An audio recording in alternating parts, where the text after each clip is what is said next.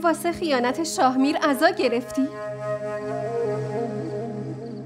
هیچ فایده ای نداره، چون شاهمیر دوباره بر نمیگرده. اون خیلی شاد و خوشحاله با اون دوست عزیزت مونا، همون مونا که همه چیزت بود، همون مونا که در کمال خونسردی از پشت بهت خنجر زد. تو که همیشه میخواستی دیوونه شاهمیر بمونی ها؟ پس بمون، چون شاهمیر واسه همه عمر دیوونت کرده. تو احمقی آزرا، احمق، چون همه ازت یه احمق ساختن.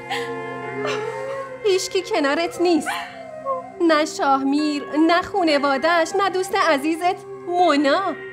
همه ازت سوء استفاده کردن چون که خودت اجازه دادی. من بد نیستم.